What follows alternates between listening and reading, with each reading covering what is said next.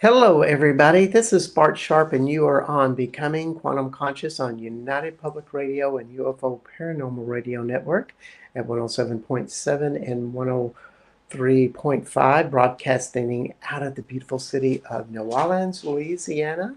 Also on the UPRN Talk Radio site and Facebook, Roku, cable television, and YouTube. And other internet platforms all around the world. We are worldwide. It's kind of exciting. Every week I get to do this and broadcast a message and help other people get through their messages. And tonight we have a little bump in the road, I suppose. And Anna Otero is our guest, and she's having internet problems of magnitude someplace in Spain. And we will hopefully get to have her pop in. I don't know how the evening's going to work. It's going to be totally spontaneous. In other words, I get to fly by my seat of the pants, which is kind of fun. Um, I've never been a loss for words, actually. It's really funny because I had three near-death experiences before I was 3 years old. And then about 4 years old, I suddenly woke up. I mean, I was actually cognizant and I had a voice. And before that, I never talked. And after I had a voice, they couldn't shut me up. So here I am still talking years later. Um, and wow. So it's been interesting being in France. And tomorrow I hop on a plane in Toulouse, France, and go to Dublin, Ireland, and then proceed to the southwest corner of Ireland and go to the Beara Peninsula, Bantry, the Dingle Peninsula.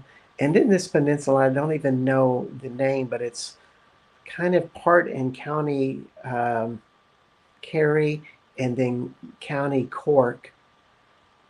And I think it has more um, more megalithic sites than any place I've ever seen.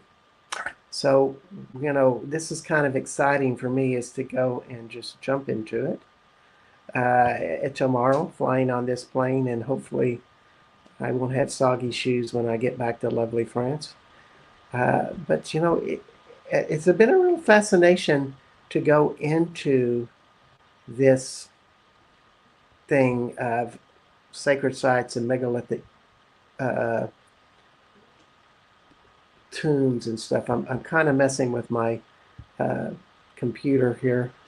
And we want to say hello to Lauren Rose Every Song. It's lovely seeing you at the party a few weeks ago at Leconte's, France, and hope hope you and Baron are having a lovely time in Paris. Um, with that, she's an amazing creator. Going back to sacred sites and megalithic tombs, it really brings me up to the question is like, how do you activate these things? And hi, Phyllis. Uh, yes, I'm going to have a happy time exploring, that's for sure. If y'all have any questions tonight, if you want to, you know, quiz me on anything, break into another conversation. Otherwise, I'm going to talk about megalithic tombs, but I'm open for any discussion to come in, and hopefully Anna it will pop in. It's a totally unpredictable element with this tonight. I really don't know what's going to happen, which I kind of like. Uh, how many times in life do you go in and go, I don't know what's going to happen. I'm going to be on the edge, and I'm liable to have a good time. Yeah. So, megalithic sites. I've been going to this church in France called Saint Salvaire. And if you go on my tours, you know exactly the church I'm talking about. A little bitty church uh, out in the middle of nowhere on this big hill. And, you know, there's a lot of legends with this church. People say, oh, the dragon line runs through here. And, uh, and I love this comment with Neil Carr. It says, it's been feeling like it's trying to activate me over the last few years, and it keeps going and getting convoluted, but cool too. Yeah, they seem to work out you, and I think some places, once you get to know them and explore them and be there for, you know, several visits, you got a relationship. They interact with you. And this is the case with this church, Saint Salvaire. And if you're wondering how you spell it, Salvayre, Saint Salvaire. Now the legend is Yeshua was passing through with Mary Magdalene on their way to Carcassonne, and he had lived a life in Liban, or he maybe popped in and out. He was part in ethereals, he was part in physical. You know, we really don't know, but this is the French legend.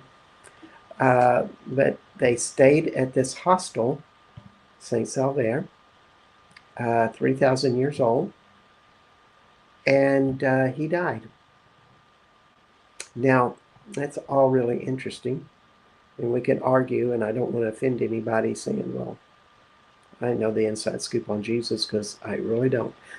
However, when I put my hands on the altar and ask for Jesus or Yeshua to come in, something comes in very profound and very distinct. And it feels like it's his voice. You know, so I've asked. It says exactly what I said. He did come and go. He did die on the cross, but he also became a master of such consciousness that he could choose to come back. In which, you know, he had to come see his main squeeze, Mary Magdalene, who lived in France, and be with him, be with her, you know, be with their children, and all of this stuff. And, you know, I just find that to be a really interesting story.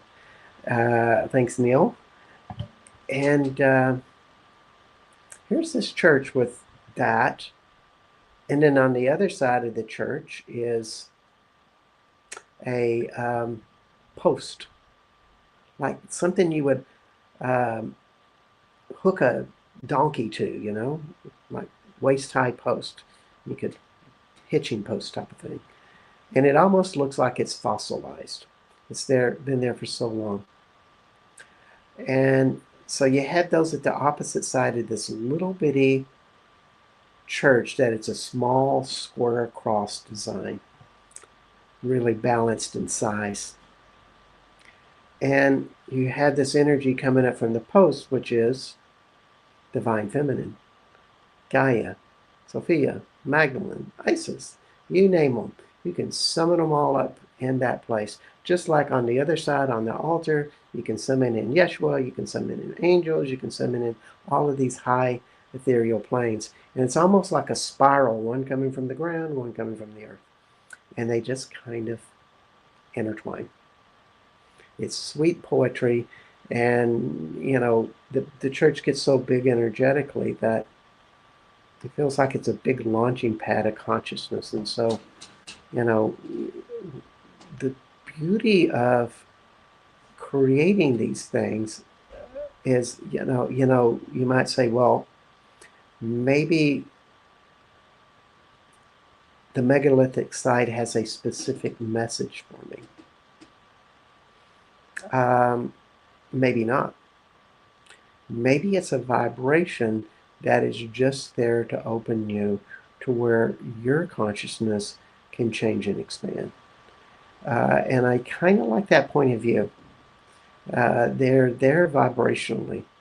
And you get to make of it what you're ready to make of it. In other words, what do you want to embody in such a situation when you are in a high-powered place? They're there to facilitate something. If you're, willing and able and aware, and I always look at that question, what's next? What's next in my consciousness? And kind of go from there. So when you're in this little bitty church, which is made of this, concreted rock type of stuff that's easily 2.5 feet thick. It's meant to stand a tough windstorm, lightning, etc., etc., etc., over the centuries. But also so much has passed through it, and it seems like so many of these sacred places, they are on ley lines or they are on a specific thing. And a friend of mine calls this specific one a dragon line. In other words, a very specific energy that comes deep within the earth. I think that's what a dragon line is. Don't bet the house on that, but it is something of a very deep power that comes within the earth. That much I know when you talk about dragon lines. So here you got this great synthesis there. You can summon anything. You can create anything. And that's the beauty of these sacred sites, is it's all in your imagination. What are you willing to visualize? So here I am the other day, and I'm leading a group. This was back in May. How time passes when you're in this place of such magic as Southwest France or England or Ireland. So we're there, and we are starting to sing. And I'm doing my American Indian chanting. And it's always funny to think about that because, I am of American Indian blood, but when I get into France, that vibration seems to want to come up even more so.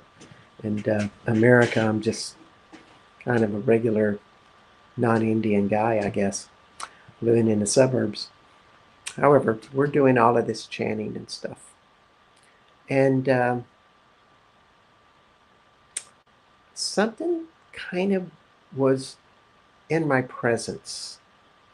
We were playing a kind of a ritual, and I think ritual games are really fun, where somebody would be up on the altar and they would have their back to the altar, leaning into the altar. And so the vibration of the altar and the rest of the church would go through the altar into this person, and they would receive it on their backside. Now, it's really important to think about, well, how do you receive energy?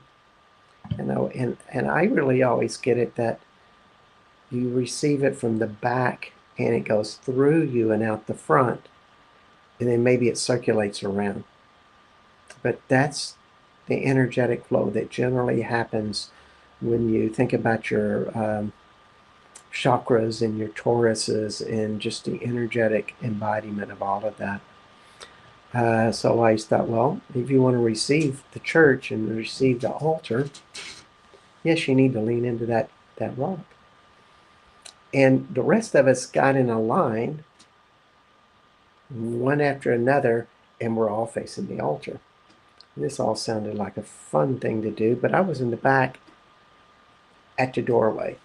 This is a small church, like it's probably 60 feet from the entrance of the church all the way to the altar, maybe 70 feet, small church. And my back is at the door. The door's open. It's a sunny day in the afternoon. So the sun is shining in on my back, and I feel the presence of the sun. And I'm thinking, I think I'll invite the sun in. Now, the best way that you want to invite the sun in is through your heart. So here I am visualizing the sun just right at my backside, right up against my heart, and it's starting to shine in. And I can feel this power within me.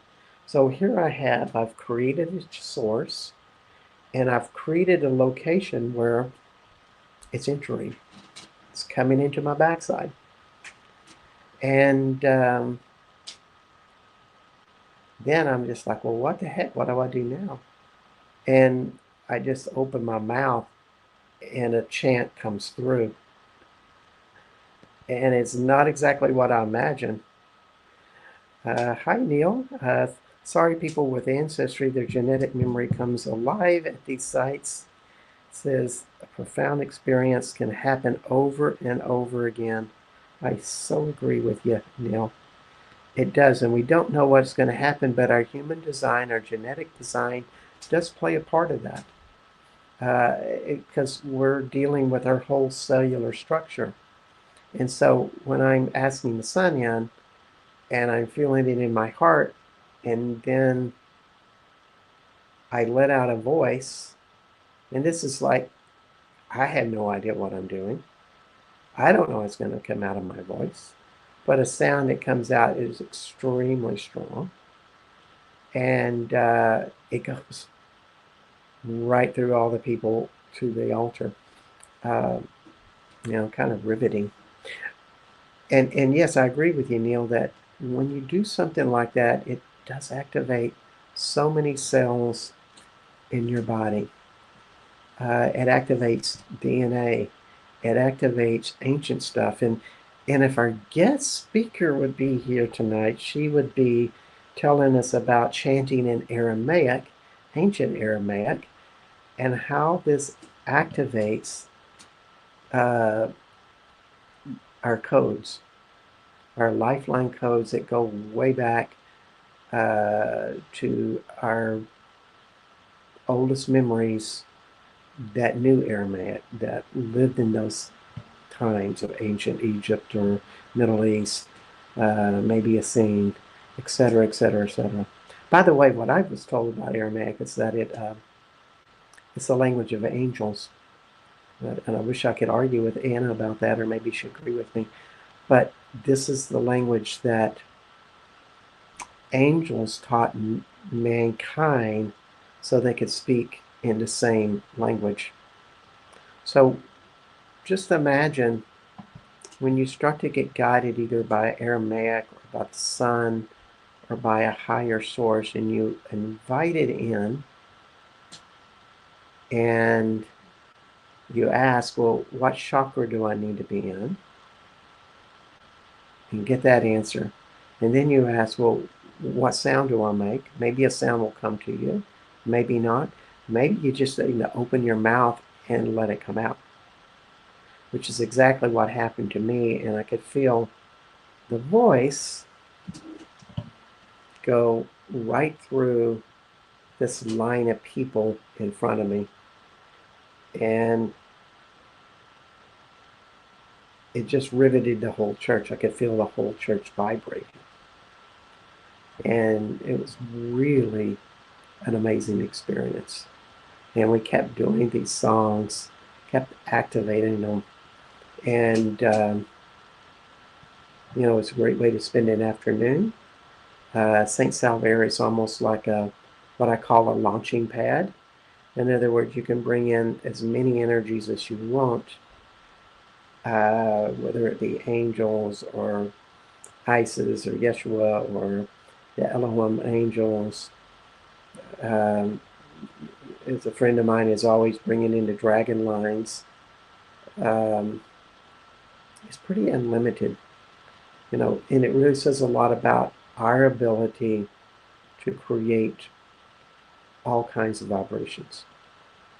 So after this experience, I've been pretty pro about chanting and saying these type of things. And trust me, I was never a big fan of it. I didn't sing much. and I didn't chant much. And then I saw it happen at another sacred site, um, close to Pic de Bougueroche. And of course, we're still in France. Bougueroche, doesn't that sound French? No, not really. But it is French. It is a Stargate Mountain, which I go to regularly. And there's a sacred site there where the rocks, well, it's in a small forested area on a mountainside, which has a lot of forest, but this one small forested area has a lot of very magical rocks in it. Everything about it looks magical. And I've been trying to figure out, well, how the heck do I activate that magic? And in the back of this little small postage stamp power spot, we're talking maybe a hectare in size, there's a spiral of rocks. And this does not look like it was man-made. Doesn't look like it was fairy-made. Doesn't exactly look like it's naturally made. But regardless of who made it, it's a little spiral that starts in the middle and it goes out, and then it swings around to a bigger spiral to one large rock that seems to be a healing rock. So I bring this very strange lady one day there. She was kind of like, sometimes a mystic person, maybe they look a little too mystic, like one eye is bigger than the other or something. One eye is yellow and the other one's green or something like that. And she kind of fit in that category. Really kind of an entertaining person. I take her back there and say, well, what do you think of this? And she sits down on the rock in the middle and starts doing these really weird chants. You could tell that she was just kind of playing with it, It's just what she did. It wasn't anything special. She didn't take special training. This is what she probably learned in, around a campfire with a bunch of New Age people or something. She wasn't trained in Aramaic like our guest Anna Otero has been. However, she starts chanting. And myself and another friend who is a witness, we just feel the forest come alive. Everything's activated. We start sitting on the rocks around there and going, oh my God, this feels more powerful than I ever knew. All because she went to the center spot of the spiral and started chanting. That made me a believer. At that point, I started chanting. I started getting my old American Indian vocals out and putting those out and trying all of these different things. And it's evolved to this now a kind of a technique where you think about where you want to apply your voice, and B, ask what source is going to help you and come through you. Maybe it might be Mary Magdalene's voice. It might be Isis's voice. It might be the moon. Who knows? And then you pick a location that you want it to run through your body. And then the last step, the fourth one, is you ask, well, what do I need to sing? What do I need to say? And of course, I'm asking, I'm doing questions with all of these because you want to request this stuff. That's how the magic works. So I've been doing this for the last couple of months, and places that have always been powerful, they're more powerful. Places that I didn't realize there was a power spot there, now I realize it's a power spot there. And it's like, go figure. It's all in there. So this has been a great revelation for me and a lot of fun. And we're already at the midpoint of the show, and I hope Anna can make it. Dig dog dang it that she's not. She is an amazing uh, chanter, magician, priestess, in the lines of Mary Magdalene, the Tree of Life, Aramaic, and doing chantings in Aramaic. So you get all of the history of that. And I don't want to try to tell you how she does it too much because I'd probably mess it all up. I better talk about something I actually know about as opposed to something I don't know about.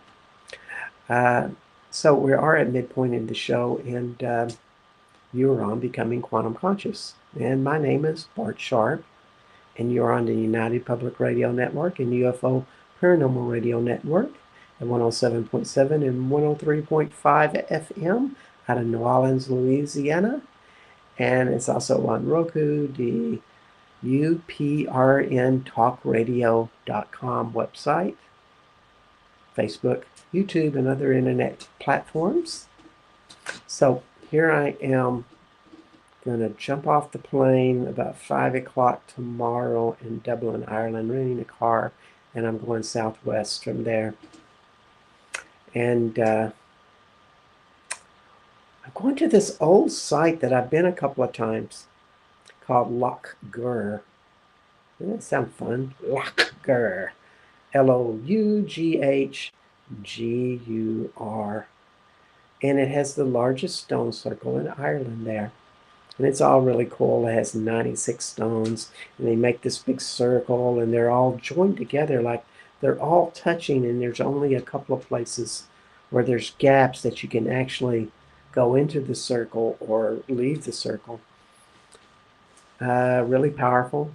You had to watch out for the cow manure because they have calves walking around. This is a working class site because there's cattle there. You pay money to donate. It's all good stuff. Just don't get in too big of a, high spiritual trance that you go step in the shit. It's just no fun at all.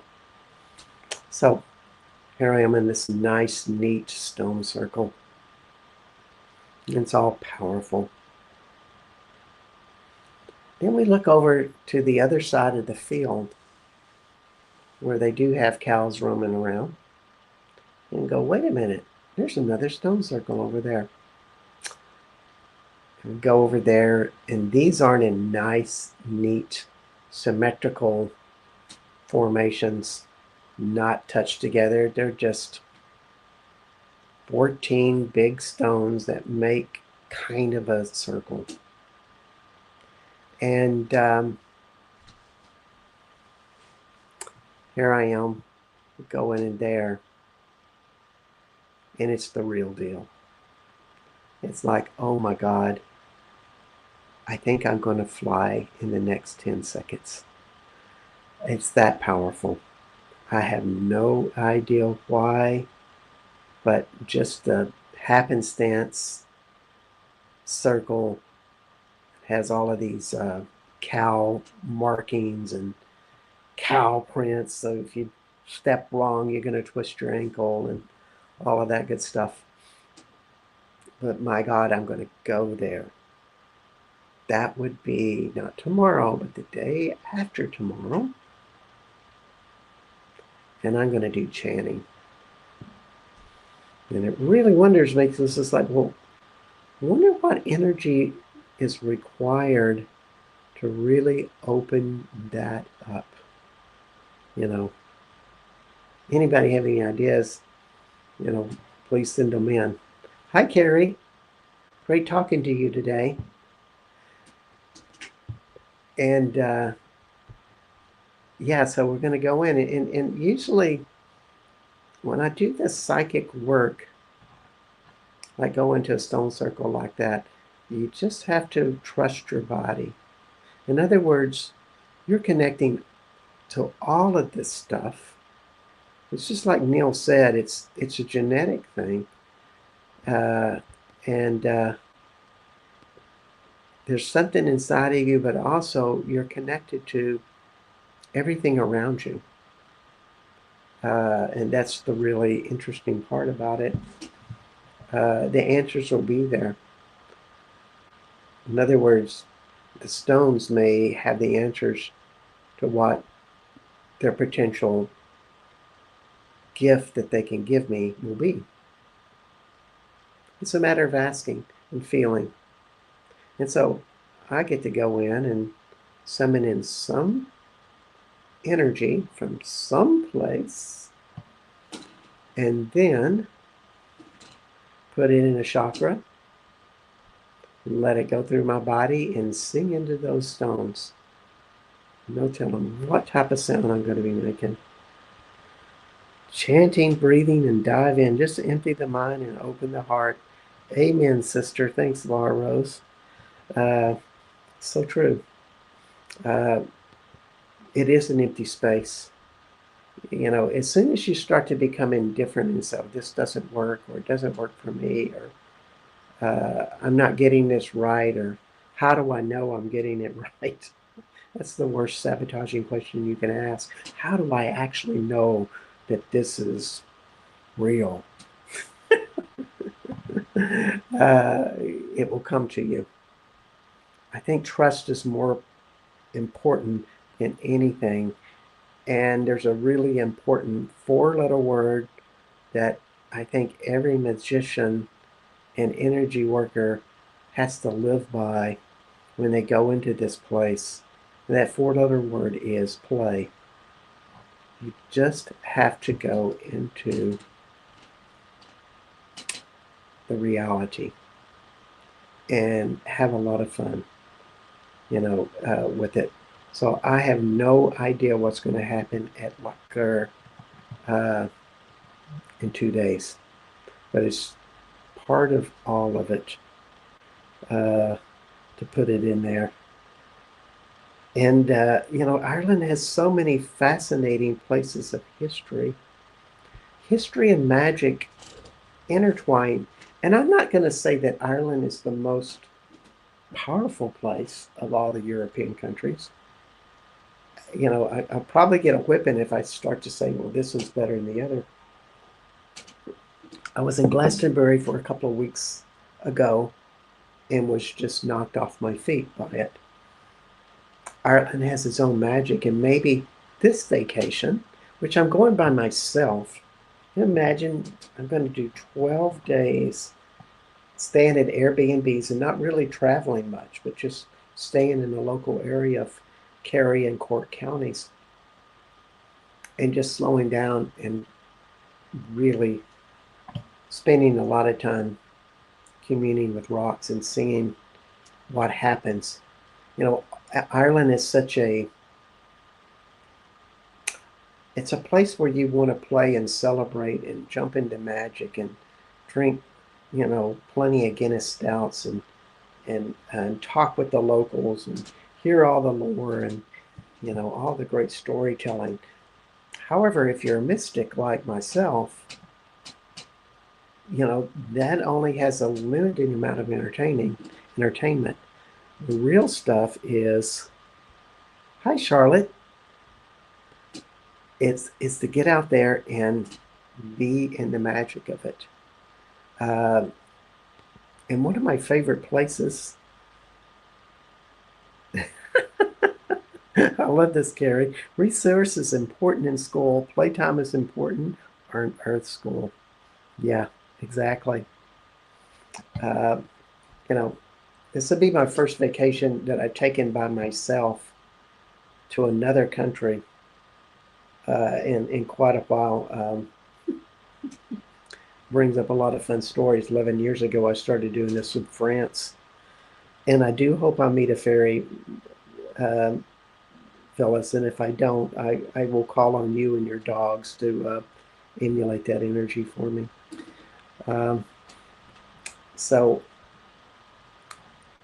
there's this one place, and this is kind of up by Killarney, kind of a little bit farther north than the southwest area I am. And there was a little town called Feakle, Feakle, and there's hardly anybody there. But in Feakle, and this was in the 1700s, like 1700 to 1800. I never get that type of terminology correct. So there was a healer named Biddy Early. And Biddy was not really well liked by the Catholic Christians.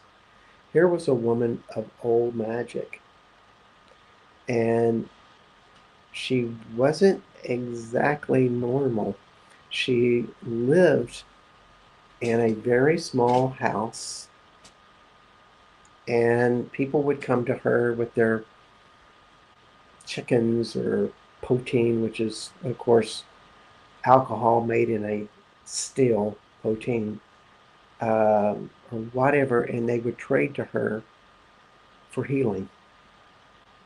And she healed everybody in the area. Everybody knew a fecal and Biddy Early in that area.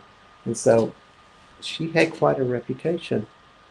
And the story is that she was of the Fae. And when we talk about the Fae, we're talking about, everybody has different opinions, but we could say that they are a kind of a race of people that are very much embodied in the earth. They come in human form and embody to become living souls from time to time. In fact, the Fae is a short word for Pharaoh. So they may have an alien type of background and they come up to help people with the earth. Some people would call them the White Goddess.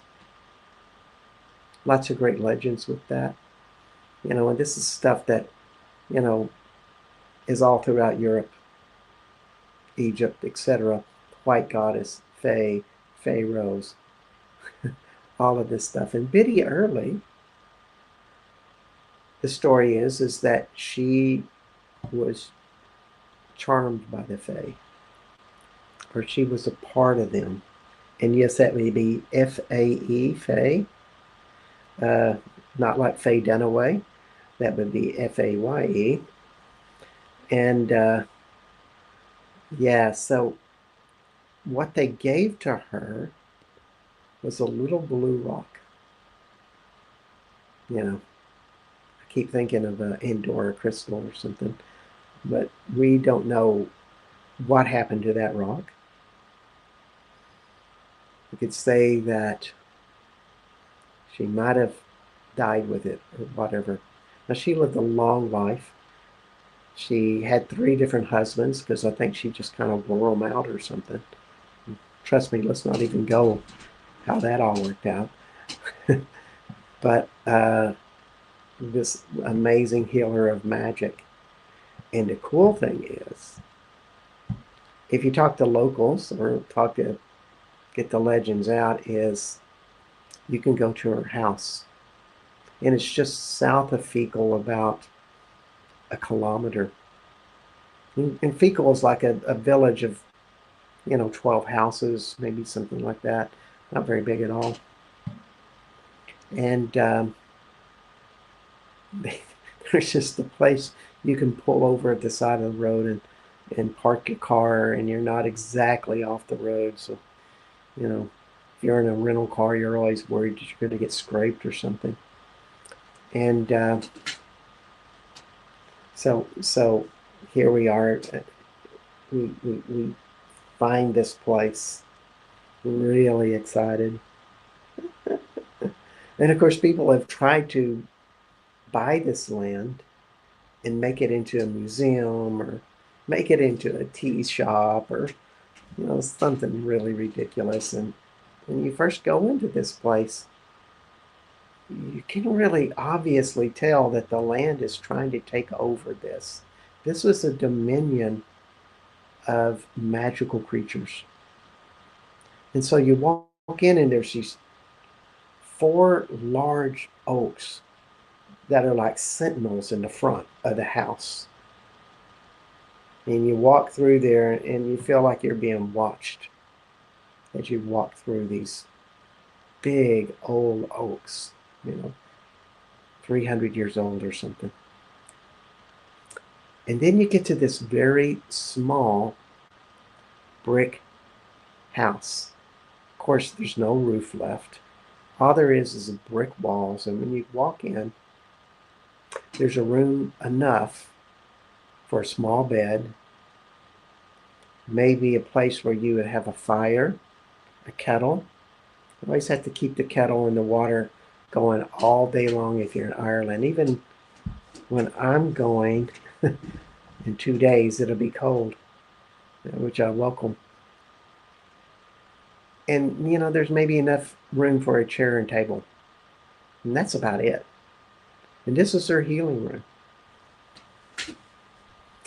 And, you walk in there and it's muddy.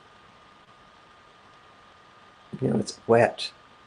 And you can see all the footprints of people walking in almost like they have tracked up so much that you can't tell an exact footprint, but everything is just muddled in, irregular shapes and such, except for one place. And it's perfectly circular, and it's in a corner where you might have a bed or something like that. Maybe that was her work area where people would lay down and she'd work on them. But when you go into that circle, which interesting, you got all of this rough, muddy, gunky stuff that, like you're just tracking in all of this muddy crap on your feet. But this one circular spot is perfectly flat. It's hard, with a little bit of moisture in it. It's not totally hard, but it's totally flat, like it's been packed. Like somebody came in with a circular flat stamp or something and just stamped it all down until, it was totally that. Now, you think, well, maybe somebody was playing a prank and they did that, but I've been there 3 times and it's always looked like that. So, looks like I am kind of having some problems here.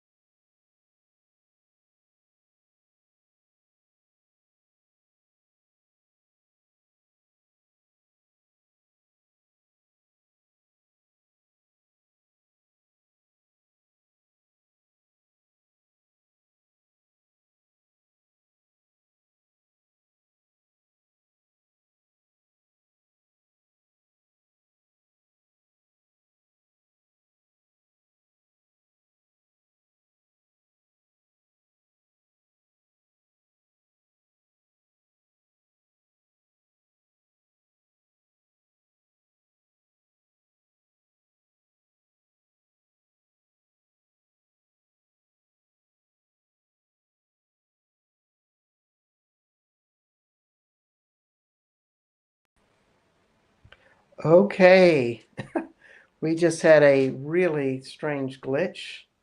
I guess it's just a really weird time with the net. Here we have Anna not being able to make it, and I just had a glitch and turned off.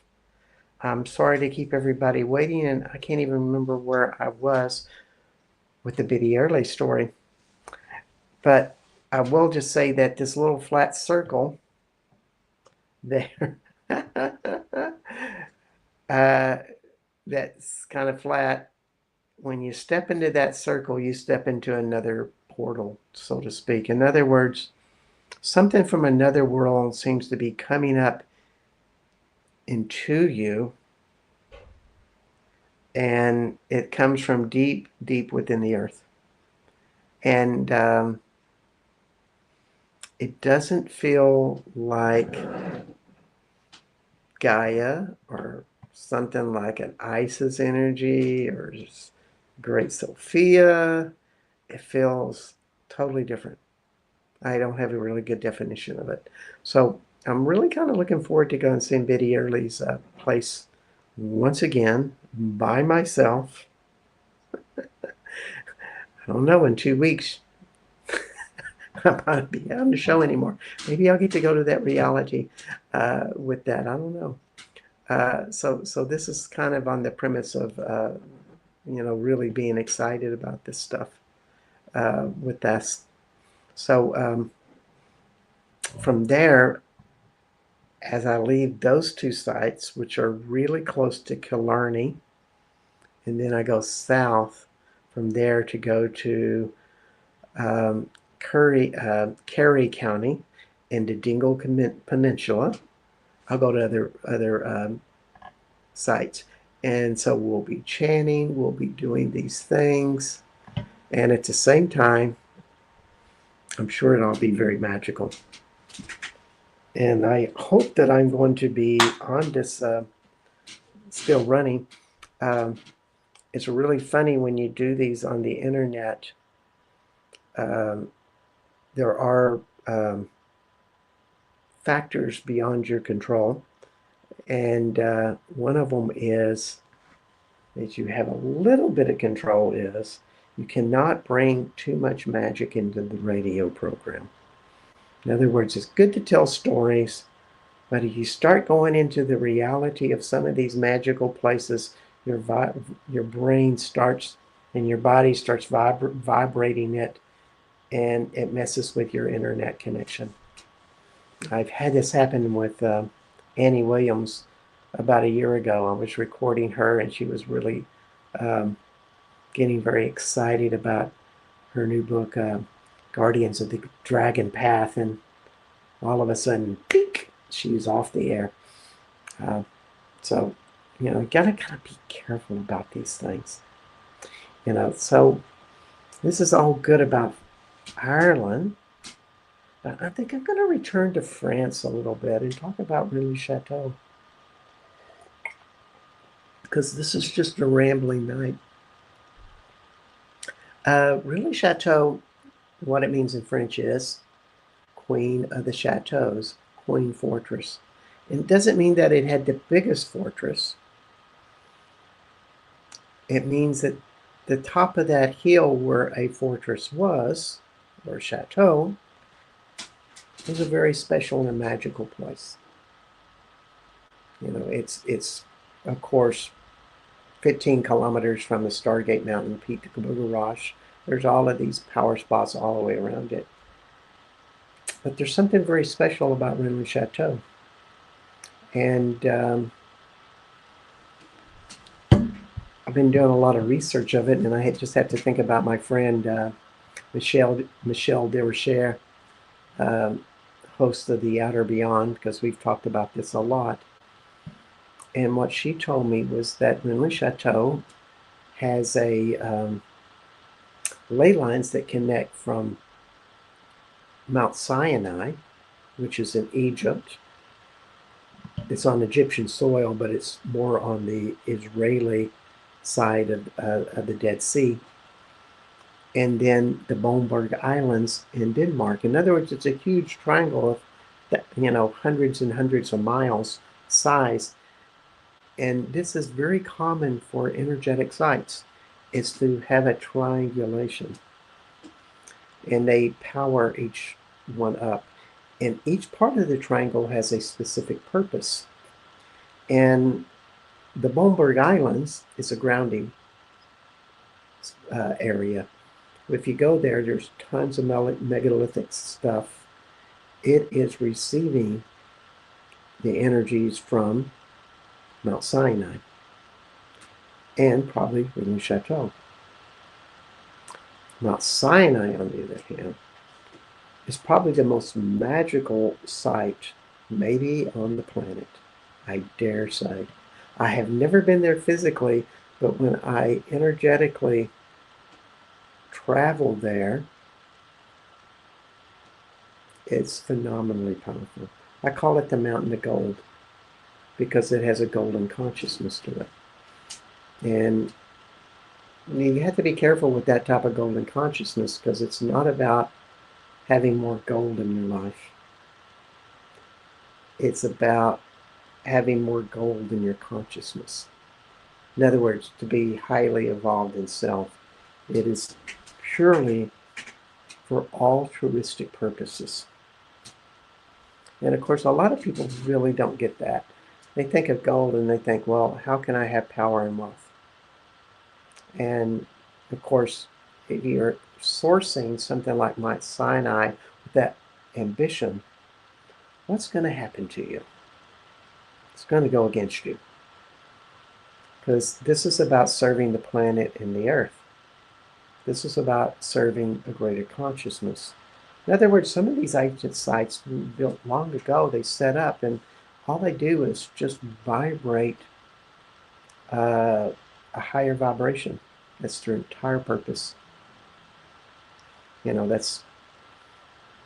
we don't know what's beyond that. But what's beyond Sinai is Rintley Chateau. And here you have this big hill, strategically located, this little bitty village on it. Now, at one time it had 10,000 people, you know, 3,000 or 4,000 years ago, but now it has about 25 to 50. However, I had to ask the question, well, if Boneberg is the grounding force and Sinai is this power source that has this magical energy in it, and it's a source for a lot of things. It's the stargate of all stargates. What is Rintley Chateau's purpose? You have a drum roll. It's a beacon point. In other words, there's a beacon of consciousness that comes up through that mountain or hill, big hill, out like a beacon or a tower of energy. And it just sends that out to an undetermined amount of space, undetermined realities, undetermined frequencies. But when you get into the beacon point, it's super powerful. And it's kind of beyond a lot of people's imaginations actually what it's doing. In other words, you have to be a highly evolved person to do it. So there it is at Rintley Chateau. You think, well, where would it be? All I can say, it's not in the church. It's in one of the strangest places you'll ever imagine. Yes, Gary Lundock. Aha, RLC, 0-point integration. Yeah, I kind of get that. 0-point integration.